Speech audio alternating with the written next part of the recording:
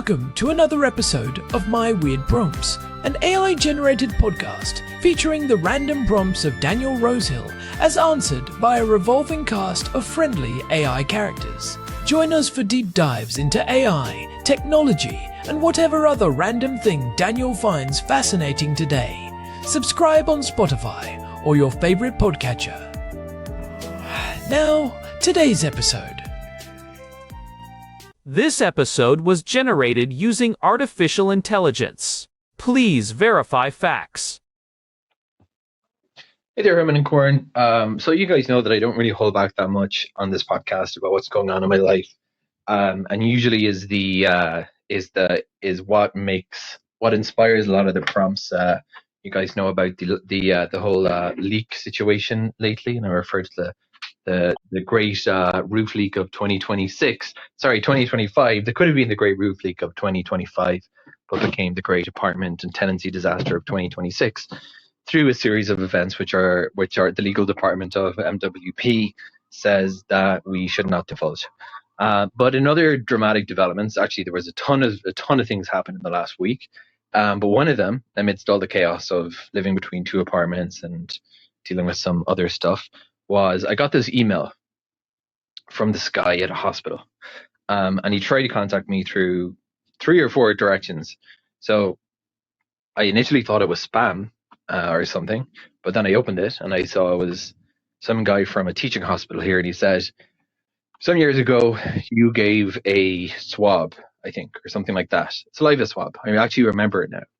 And I said, well, we have someone who might be a match for you, who needs. Okay, actually, I'm going to not say what I don't know, because I'm the point of asking this is really for you to explain the science to me. So I called the guy, very nice person, and at the hospital, and naturally, patient confidentiality, they can't divulge that much, including to potential donors. But my first question was, is it like a blood donation? So it's someone who they might be a genetic fit for somebody, and I won't even share what they told me about the patient, including gender and age, just to keep it really, respect everyone's privacy as much as I can. So they wouldn't tell me. I just got those details basically, and I had to give blood, which I just did. They sent a guy out to collect a blood sample from me, fill out a questionnaire, and from what I gather, if it is a fit, it would be a blood donation by which I think from what I read online, you take a drug for like 5 days to increase the stem cell production, and that's how it works. So I guess I'm trying not to get not to read too much about it, because firstly, I don't know if it's a match yet, and I don't want to read anything that's going to make me chicken out, because it's such a monumental thing to possibly. I don't really want to say it in such glorious terms, saving someone's life, but it could amount to that, which would be there's no question I would do it. I guess what I'd love to know, Herman and Corin, is just tell me about the science here. I would take it it's probably like blood cancers or something like that. When you're asked to donate, if you do this thing to go into a registry, and then you have a match, and then it's a stem cell donation of blood, what does that entail exactly? And scientifically, how does that help the patient? Over to you, Herman and Corin. Let's talk about stem cell donations today, and specifically in the Israeli context, how it works, and what does the process entail for donors? Hey everyone, welcome back to My Weird Prompts. I am Korn, and I am joined as always by my brother, the man who probably knows more about the internal workings of a white blood cell than any other person in Jerusalem. Herman Pobbleberry, reporting for duty. And while that might be a slight exaggeration, Korn, I have spent a fair amount of time recently looking into precisely that. Especially after the news our housemate Daniel got this week. Yeah, it has been a wild week in the house. Between the ongoing saga of the apartment leaks and the general chaos of January 2026, Daniel gets this email that stops him in his tracks. A hospital reached out saying he might be a match for someone in need of a stem cell donation. It is one of those moments that really puts things into perspective, right? You go through your day thinking about deadlines and broken pipes, and suddenly you get a message saying your biology might be the key to someone else's survival. It is the ultimate weird prompt from the universe. It is incredible. Daniel was a bit nervous, naturally. He mentioned he did a saliva swab years ago, back when he was first starting university, and had almost forgotten about it. But now that it is potentially real, he wants to know the actual science. What are these cells? Why are they so special? And what does the process actually look like, especially here in Israel? I am so glad he asked. There is a lot of mystery and, frankly, some outdated fear around stem cell and bone marrow donation. People still think of those scenes in old medical dramas from the 90s with giant needles and painful surgeries, but the reality for the vast majority of donors today is much closer to a long afternoon in a comfortable chair with a good book. Let us start with the basics then. When we talk about stem cell donations for things like blood cancer, what kind of cells are we actually talking about? Because I know stem cells come in different varieties, like the ones in embryos we used to hear so much about in the news. Right, that is a crucial distinction. We are not talking about embryonic stem cells. We are talking about hematopoietic stem cells, or HSCs. That is a mouthful, but it basically comes from the Greek words hemas for blood and poiesis for to make.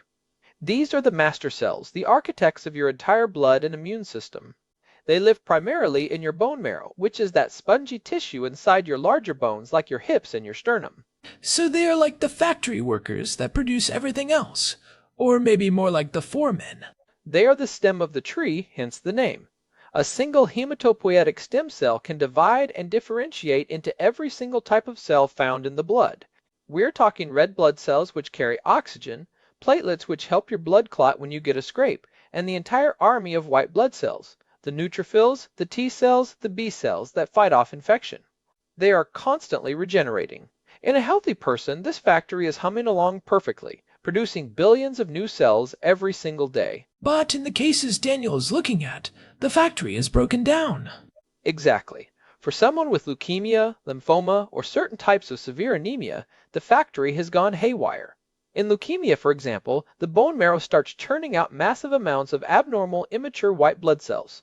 These blast cells don't work properly, and because there are so many of them, they crowd out the healthy cells. It is like a factory that stops making cars and starts making useless metal scraps that eventually block the entire assembly line.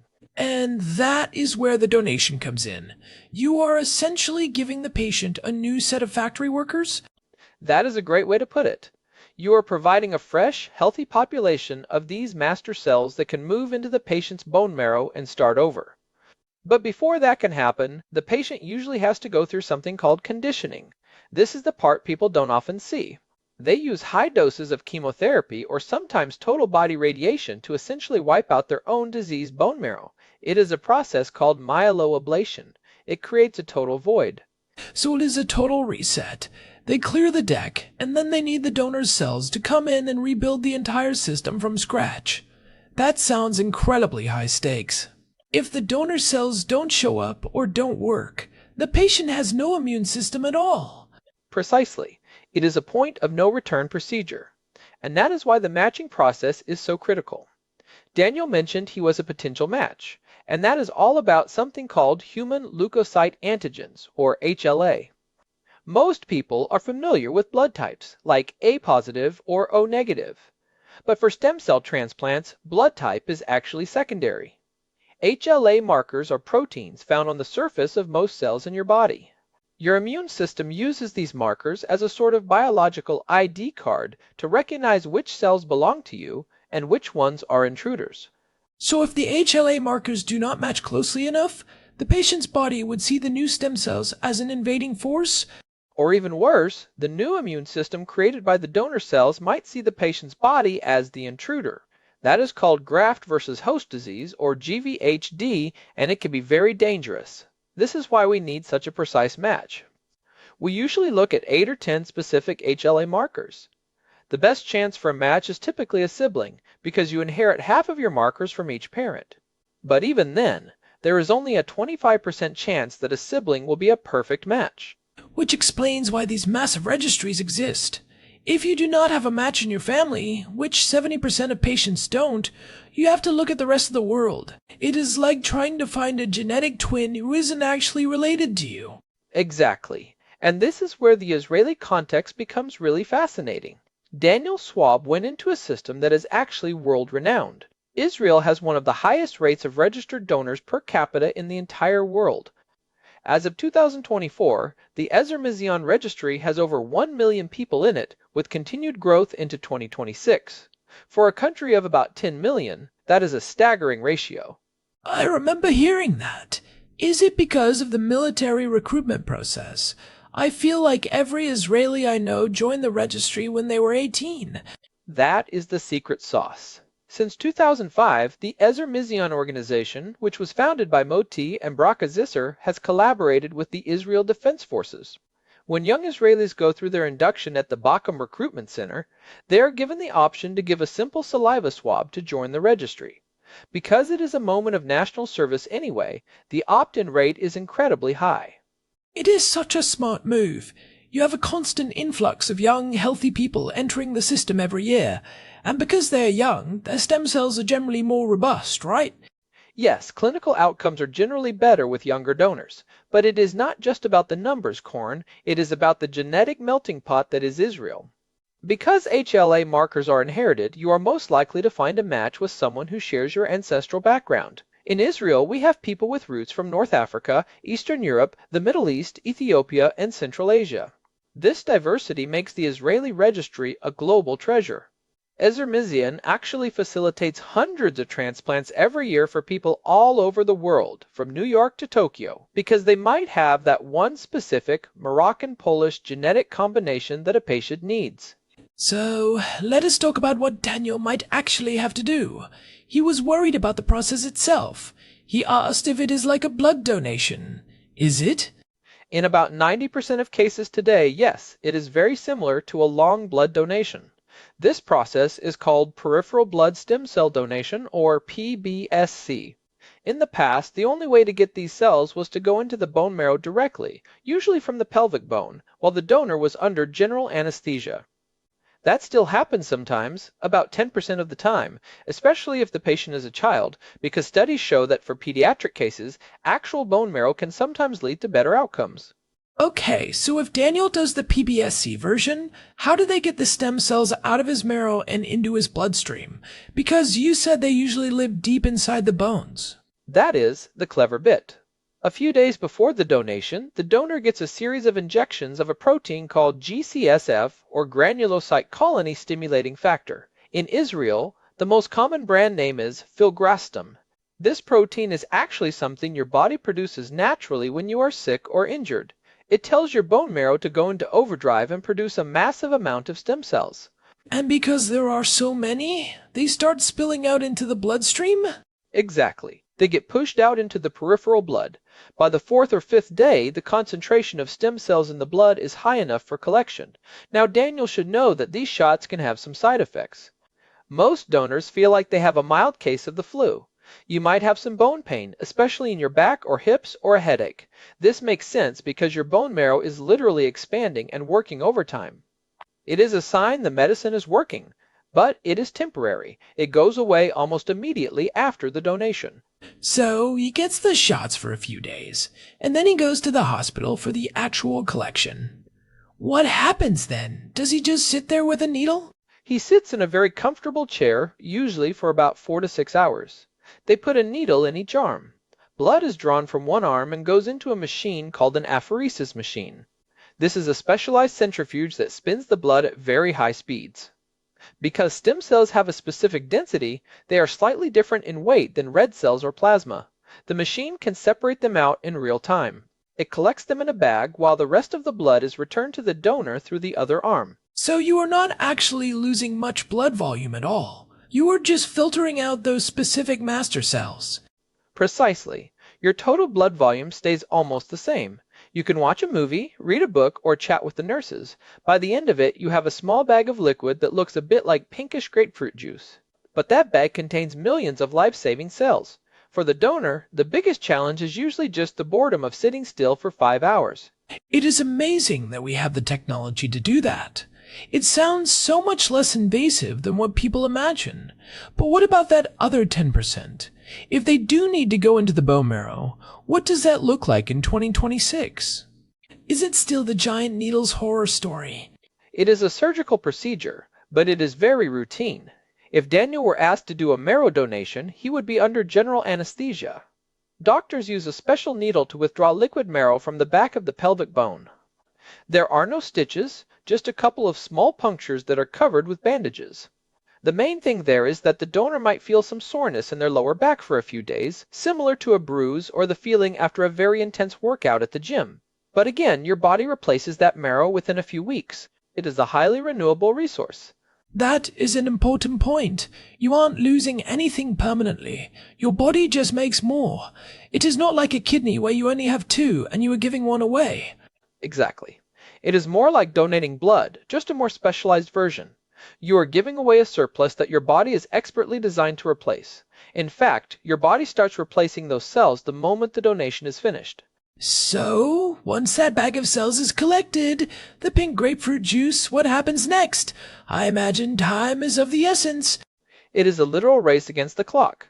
Those cells are living tissue, and they start to lose viability the moment they leave the body. Usually, a specialized courier is waiting right there at the hospital. They put the cells in a temperature-controlled cooler and transport them directly to the patient. If the patient is in another country, that courier has special clearance to carry the bag onto the plane. They never let it out of their sight. They don't even put it through the X-ray machine at security because the radiation could damage the cells. I remember we talked about medical logistics in episode 289. The human courier system is one of the few things that hasn't been replaced by drones yet because the stakes are just too high. You can't risk a drone crashing with the only match for a leukemia patient on board. Exactly. The goal is usually to have the cells infused into the patient within 24 to 48 hours. And the infusion itself? It is almost anticlimactic. It is just like a blood transfusion. They hook the bag up to an IV line and the stem cells are dripped into the patient's bloodstream. Now, Corn, here's the part that always blows my mind. You might wonder, how do the cells know where to go? They are just floating in the blood. Yeah, I was going to ask that. Do they have a GPS? How do they find their way back into the inside of the bones? It is called homing. It is a biological miracle. The stem cells have specific receptors on their surface that are attracted to chemical signals, specifically a protein called CXCL12, coming from the empty spaces in the bone marrow. They literally navigate through the circulatory system, exit the blood vessels in the marrow, and set up shop. Within a couple of weeks, they start producing new, healthy blood cells. This is called engraftment. That is incredible. They just know where their home is. It is like they are returning to the mothership. It really is. And for the patient, that is the moment they start to get their life back. Their immune system begins to rebuild. They start making their own platelets again. It is a total biological rebirth.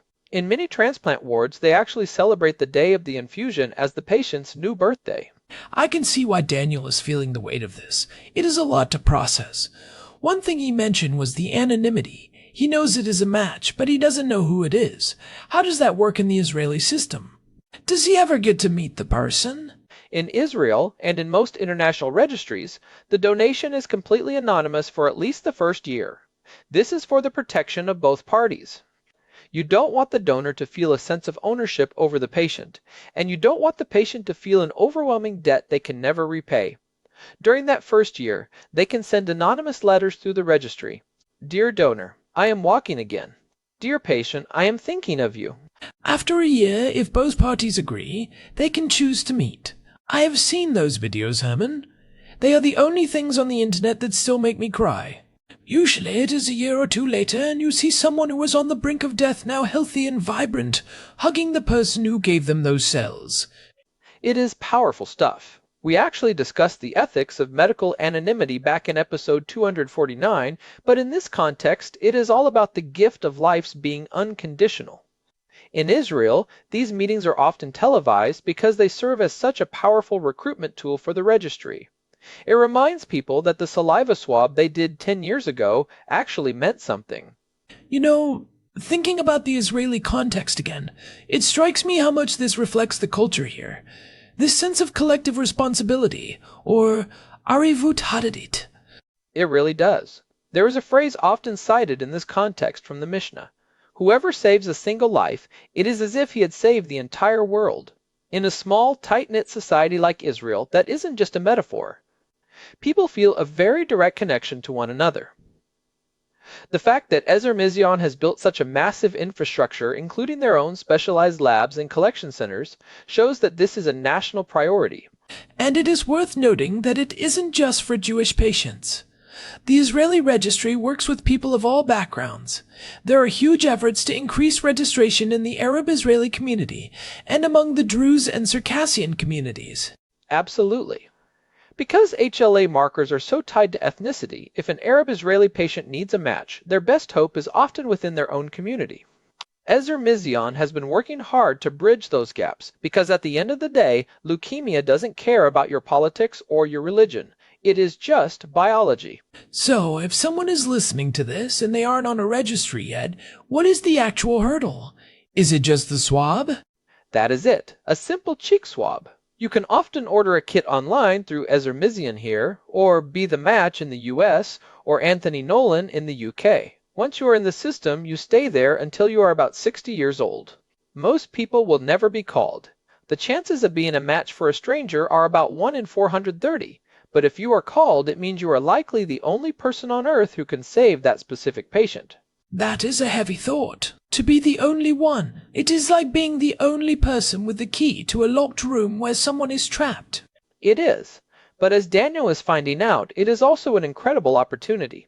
The medical teams here in Israel are some of the best in the world at this. They walk the donors through every single step. There is a lot of psychological support as well, because it is a big deal. You are going from being a regular person to being a literal lifesaver over the course of a week. So, for Daniel, if he goes forward with this, what is the recovery like for him? Say he does the PBSC donation, the one with the machine. Usually, he would be back to his normal routine within 24 to 48 hours. Most donors say they feel a bit tired for a day or two, maybe some lingering stiffness from sitting in the chair for so long. But the body is incredibly resilient. Those stem cells he donated, his body will have replaced them entirely within a few weeks. There are no long-term negative health effects for the donor that have been identified in decades of study. You aren't using up your supply of stem cells. You have plenty to spare. That is really reassuring. I think the fear of the unknown is always the biggest hurdle. People hear bone marrow and they think of something being taken away that they need for their own survival. Right, but it is more like being a gardener and taking some clippings from a very healthy, fast-growing plant to help someone else start their own garden. The original plant is fine. It might even grow back thicker. It is a win-win. I like that analogy. So, what are the actual success rates for the patients? I know it depends on the disease, but generally speaking, how much of a cure is this? It has improved drastically. For many types of blood cancer, a stem cell transplant is now a curative treatment. We're talking about people who would have had no hope 20 or 30 years ago, now living full, healthy lives. Success rates can be anywhere from 50% to over 80% depending on the specific condition and how early it is caught.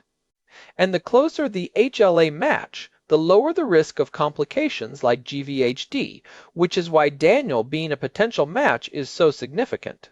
It is amazing to think about the progress we have made. From those early, incredibly risky transplants in the 1950s and 60s to this highly refined, almost routine process today. It is one of the great triumphs of modern medicine. It really is, and it is a perfect example of how basic biological research, understanding how cells divide and how the immune system recognizes self versus non-self, leads directly to saving lives. It is science at its most human. You know, we should probably mention that while the Israeli registry is huge, this is a global effort. If you are in the United States, you have the NMDP, which used to be called Be the Match. In the United Kingdom, there is Anthony Nolan and the NHS registry. They all talk to each other through a system called the World Marrow Donor Association. That is a crucial point. It is a global network. A donor in Haifa could be a match for a patient in Seattle. The cells are flown across oceans. It is one of the few areas where international cooperation is almost seamless because everyone recognizes the stakes. It is a global safety net for humanity. Well, I think we have given Daniel a lot to chew on. It is a big decision, but the science is clear. It is a safe, highly effective way to do something truly extraordinary. It is the ultimate way to answer weird prompts from the universe. It really is. And Daniel, if you are listening to this while you are waiting for your next blood test, just know that you are already doing something amazing just by being willing to consider it. The world needs more people who are ready to answer that email. Absolutely. And for everyone else, if you haven't checked if you were on a registry, maybe today's the day. It takes 5 minutes and a cheek swab. You might never be called, but just being available gives hope to thousands of families who are currently waiting for that match. And hey, if you found this deep dive helpful, or if you have your own stories about donation, we would love to hear them. You can always reach out through the contact form at myweirdprompts.com. We read everything that comes in, even the technical questions about white blood cell counts. We really do. And while you are there, if you could leave us a review on your favorite podcast app, whether that is Spotify or Apple Podcasts, it genuinely helps other curious people find the show. We have been doing this for nearly 300 episodes now, and the community of listeners is what keeps us going. It really does. Every review helps us climb those mysterious algorithms and reach people who might be looking for answers to their own weird prompts. Maybe the next person we help is someone else who just got a life-changing email. Well, Herman, I think we have covered the bases here. From the master cells in our bones to the logistics of flying them across the world in a cooler, it is a pretty incredible system. It is the best of humanity and the best of science working together. You can't ask for much more than that. It is a reminder that we are all connected, right down to the proteins on the surface of our cells. Agreed. Thanks for the deep dive, Herman Poppleberry, and thanks to Daniel for sending in such a meaningful prompt this week. We are all rooting for you, ma'am. My pleasure, Corn. Good luck to Daniel, and to whoever that potential match might be. I hope they get their new birthdays very soon. This has been My Weird Prompts. You can find all our past episodes and more at myweirdprompts.com. We will be back next week with another exploration into the obscure, the technical, and the just plain weird. Until next time, stay curious. Bye, everyone. This episode was generated using Gemini Flash 3. Text-to-speech engine was Chatterbox Turbo. Thanks for listening to another episode of My Weird Prompts, an AI-generated podcast featuring Daniel Rosehill's AI prompts, as answered by a revolving cast of friendly AI characters including me, Cornelius the Sloth. Subscribe on Spotify or visit myweirdprompts.com.